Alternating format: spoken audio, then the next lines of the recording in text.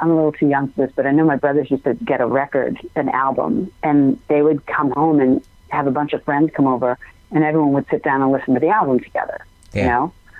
And that was what you did, and you listened to it a couple times, and you read the liner notes, and you looked at the artwork, and you did it all together with like, you know, a bunch of buddies. And now, then the Walkman came along, and people were like just popping it into their own ears, and that's evolved so much to the point that people don't even buy whole records. They just get songs and put them on their phone and plug in, and there's music constantly playing in their world, but it's only in their world, you know?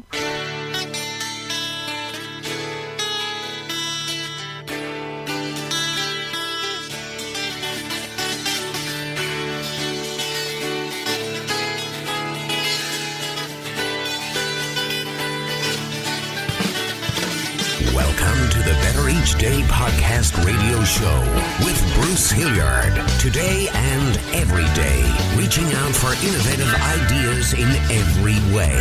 Today's show is brought to you by your future. It comes with a lifetime guarantee. Make a better each day now, baby. Better in every way. Sing Louder with Meghan Cary. On July 8th, 2017, Meghan Cary invited 48 fans and friends into the recording studio to unite their voices in song. The video is available on YouTube, and there's a link to it and everything Meghan on the Better Each Day website show notes. Here is the backstory of the making of the video and the inspiration behind the song Sing Louder. Sing out loud, sing out clear, if you don't know the words.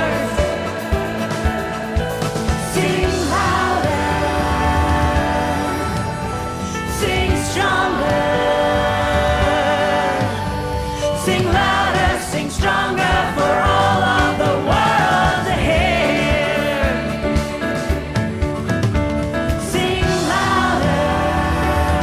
This is part 2 of Meghan Cary's backstory and the writing of her song Sing Louder. So it's really cool. You got to check out the video. I think you'll like it. This was well thought out. Did your fans come up with those ideas, or did you do it, or how did that come about? Well, the idea of the words. So a fan of mine was like, "You should record. You should videotape this." And she said, "I'll help you out." And I said, "Great." So we decided to do that. And then we were talking about it. I was like, "Yeah, I'd like to make a video, but said, we should have. We wanted to have it be a music video. We want to have the music, but we want to have people." Let them express themselves, because it's all about expressing, and what's important to you.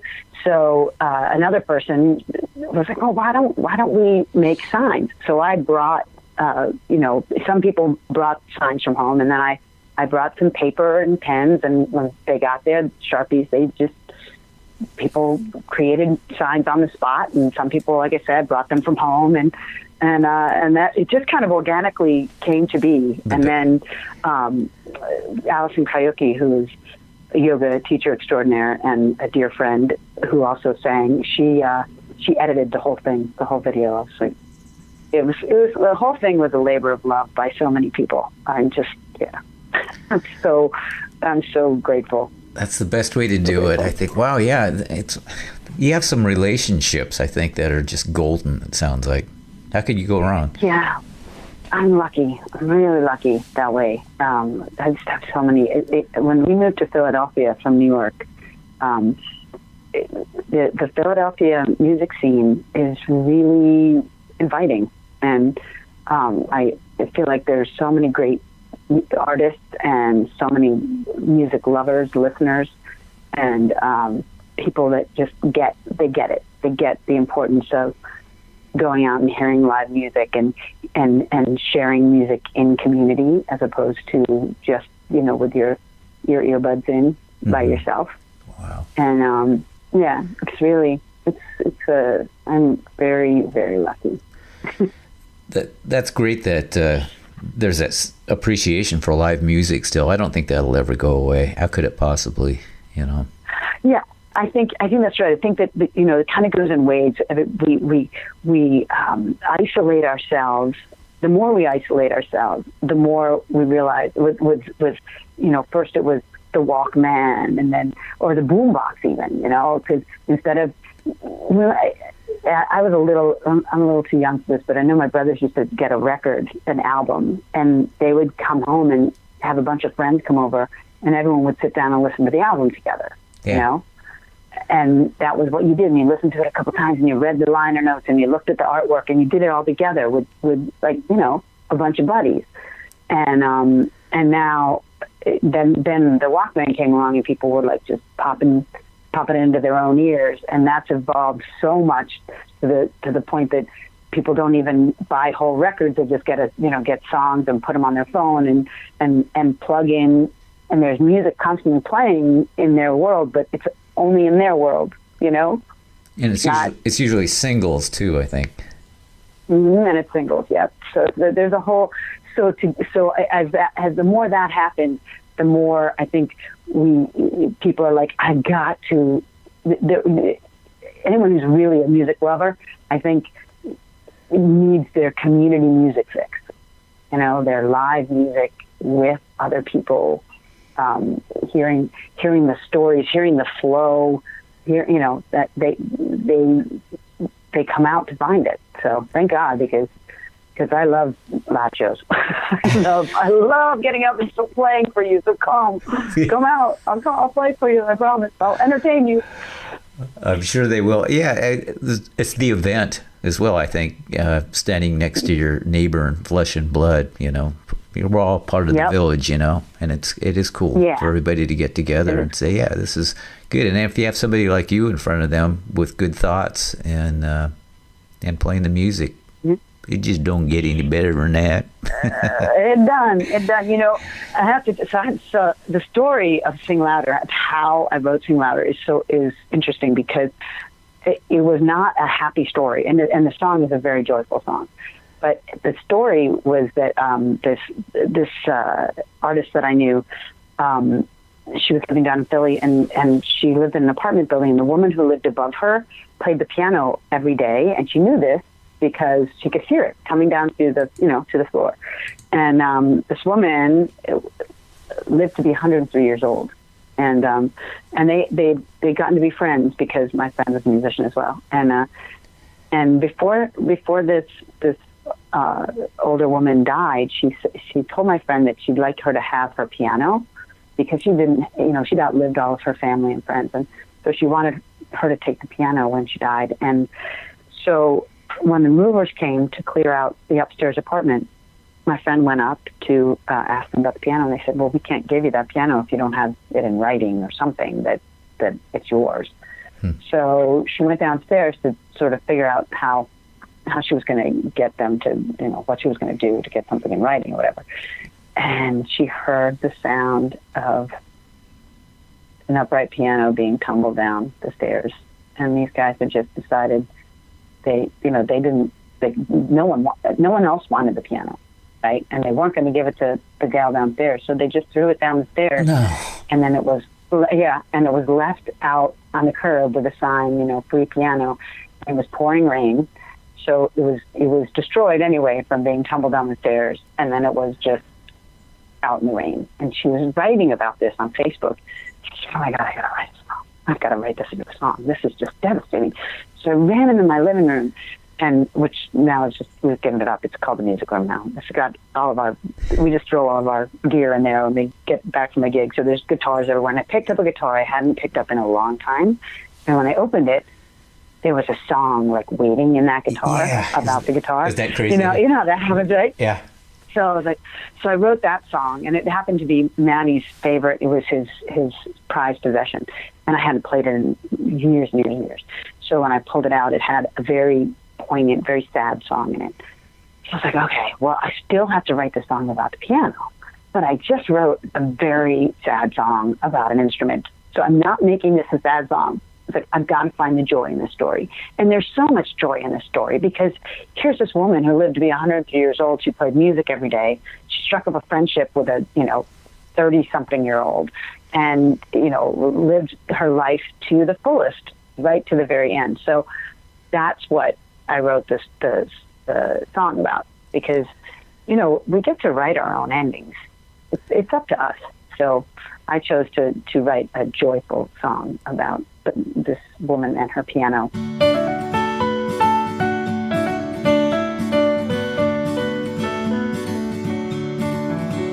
I feel feet tapping through the floor.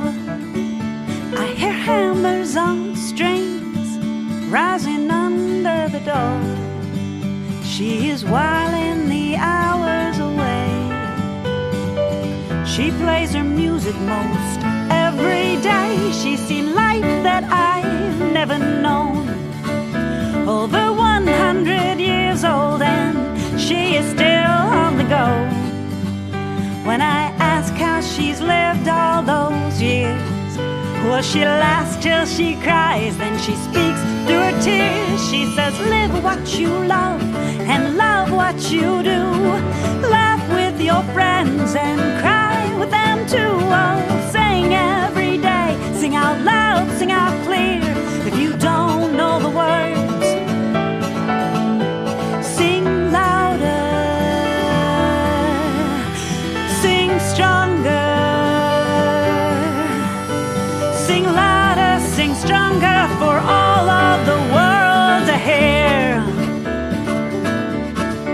She's walking out when I'm walking in. On her arm is a cane, and on her face is a grin. When I ask how she's feeling today, well, her smile tells it all, but here's what she says. She says, live what you love and love what you do. Laugh with your friends and cry with them too. Oh, sing every day, sing out loud, sing out clear. If you don't know the words, sing louder, sing stronger.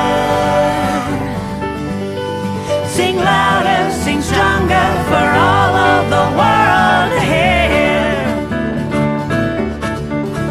When she left us, the silence was deafening. So I climbed up the stairs to her room, and I sat at her keys with my hands on my knees, till a song filled my heart. It was loud, it was clear. Now I wasn't quite sure of all of the words, so I sang louder, I sang stronger, I sang louder and stronger for all of the world to hear. I sang, live what you love and love what you do. Laugh with your friends and cry with them too. Oh, sing every day, sing out loud, sing out clear. If you don't know the words, sing louder, sing stronger. Sing louder, sing stronger for all of the world to hear. Sing louder, sing stronger. Sing louder, sing stronger for all of the world to hear. Oh, sing louder, sing stronger for all of the world to hear. Sing louder, sing stronger for all of the world to hear.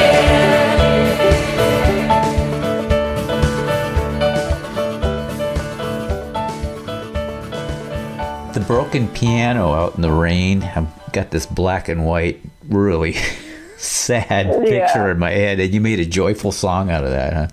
Yeah, because you there, I always tell people, if you share your stories, then you get to own them. You own your own story, and if you do own it, you get to write the ending. Yeah. So my story of how I got into music could have been a really, really just sad, devastating story. I lost my fiance, everything, didn't know what I was going to happen in my world. But it didn't end up being that, because I got to write the ending, and I got to have this incredible life, and I'm now married to an amazing man. I have 2 beautiful children, and we all make music, and I get to write the ending. We all get to write the ending. The pen is mightier than the sword. You're very uplifting to talk to. It'll reflect. That's one of the great things about doing this show, is I always try to do like broken piano on the rain, make something good out of that. And yep. Yeah. So and I'll edit this part out because I'm talking about myself. But yeah, when I go back and listen to previous episodes that I've kind of forgotten about, they were like, wow, I think that's way better than I even thought it was at the time, because it's somebody with a story like what you just had. The backstories are always the best. But yeah, well, I hope that I hope we'll get to actually meet in person somehow someday. Yeah, it's always my wish. We're different sides of the country. Yeah, it doesn't matter that much. I have a long bucket list. It includes getting out and meeting some of the people that I get to talk to. Yeah, that's good. Hey, you know what, Bruce? Before we get off the phone, I should get your email so I can send you this link to download the songs. Okay, it is Bruce. Bruce? That's my brother's name, by the way. Is it? Oh, hi brother Bruce. Mm-hmm. At Better Each Day. At Better Each Day. .me. It's a .me. .me? I couldn't get the domain for .com. So I went with .me, and I thought bettereachday.me. That's kind of cool. So we'll go with that anyway. I think it's really cool. Yeah, I think it's really cool. I didn't have a choice, but yeah, see, it was in the stars, just like the stuff that happens to you. My life's kind of turning out the way what you're talking about. I look back on it, I go, well, what in the heck? I couldn't have scripted it, I would have never written it like that. And when I tell people about the things that I've done, it sounds like I'm lying sometimes. No, really. This is what happened. Right. Don't you feel that's yep. And I actually had when I was in acting school, I had a guy. I went to the Eugene O'Neill Theater Center for a semester to see if I really wanted to do this acting thing. And this guy, Martin Philando, he said to me, he said 2 things. The first thing was, so just sing all the time. And I said, yeah, I guess I do, because I used to just walk around always singing to myself. And he said, that's a lie. And I said, what do you mean that's a lie? He said, well, you do that so that people think that you're happy. I said, well, I think I'm happy. He's like, no one's that happy. He said, you really should look at why you do that, because it's definitely a lie. I was like, wow, I'll look at that, but I think you might be wrong. I think you might be a little twisted. And then his other thing was, he said, if nothing bad has ever happened in your life, then you can't be an actor, because you have to have this bad stuff to feed on. And I thought, well, gosh, then I like, nothing really bad has ever happened in my life. But now I look back on my life now, and I say, still nothing really bad has happened in my life. It's really how you look at it. Yeah. If someone else was living my life, they might look back and go, oh, God, there was that time you got mugged in New York, and there was a time your fiance died, and then there's a time your apartment got broken into, and oh, my gosh, that time when that guy jumped you in the park. Yeah, okay. But what do you do? But I don't see it that way. Yeah, so I think there are a lot of people. I'm going to eat bonbons till I weigh 600 pounds and go on disability. My life's over with. And right. You're defiant, and you say, "What do you got, man? Bring it on. You can't stop me. You cannot stop me. And don't bet against me." Yep. That's right. Okay. I would take up your entire day, but I don't think I should. So best of luck to you. I'm going to follow you around. I'm going to stalk you and see how your success is going. All right. I'd love for you to stalk me, Bruce. Okay. That's great. All right. All right. Take care. Thanks so much. All Bye-bye. right, thanks. Bye-bye. I am no one's baby. I am not a girl. I spent some 5 decades rattling round this world. I am not the next new thing. I've been here too long. I have spent my life turning stories into song. I am not silver. I am not gold.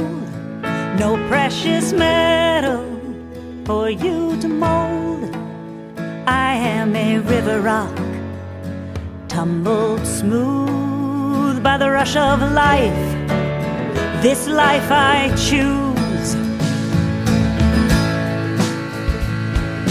I have come to see things through a prismed lens as I make this journey closer to its end. At many times I'm troubled by much of what I see, but I won't waste my breath declaring you've done this to me. I am not silver, I am not gold, no precious metal for you to mold. I am a river rock, tumbled smooth by the rush of life. This life I choose. I am a river rock, tumbled smooth by the rush of life. This life I choose. Every step along the way, I made my own choice. I tried to choose the truth. That's how I found my voice.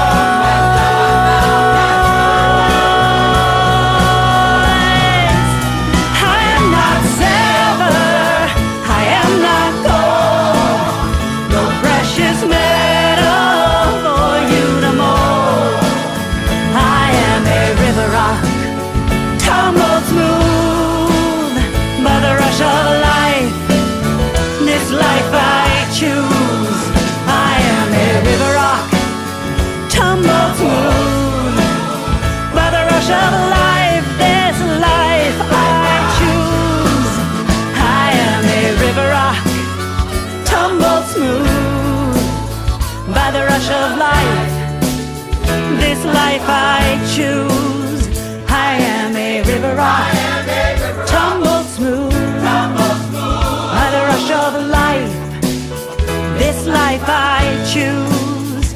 I am a river rock, tumbled smooth by the rush of life. This life I choose. I am a river rock, tumbled smooth by the rush of life. This life I choose.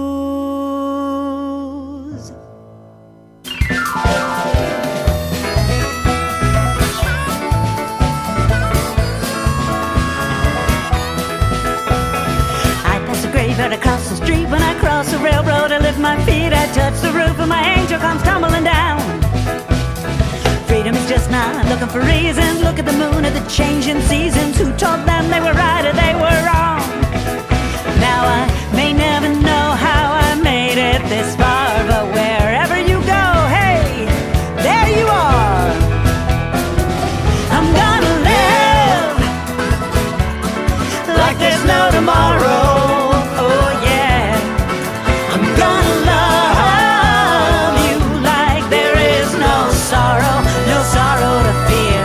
It's all coming clear.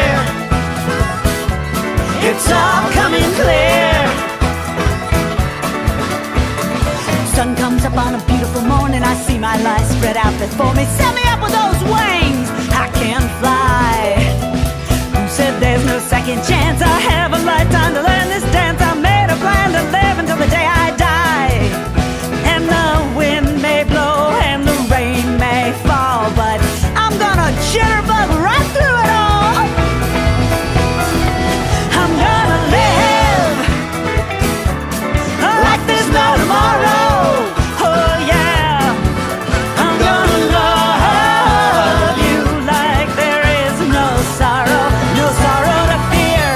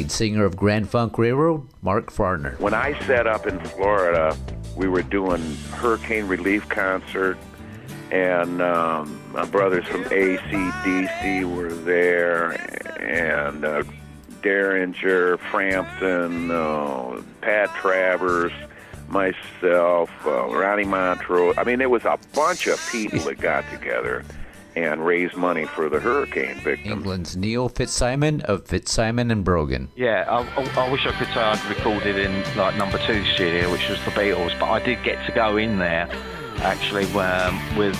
It's a platform for artists to share their backstories. You do a song with the guy that sang Hooked on a Feeling. Björn Skifs.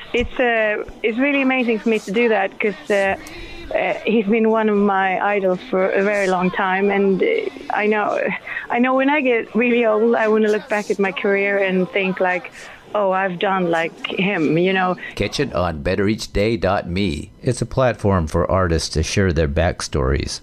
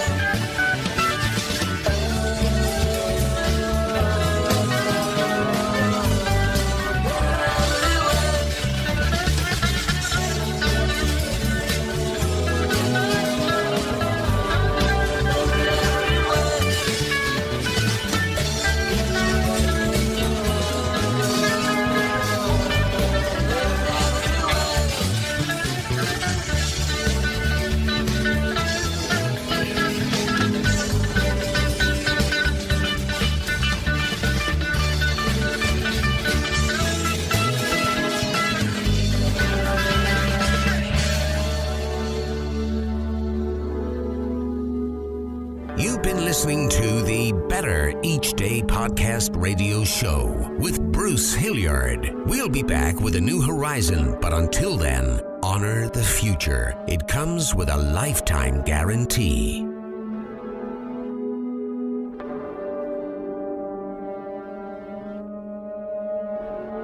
And we're all just trying to make the next day a bit better.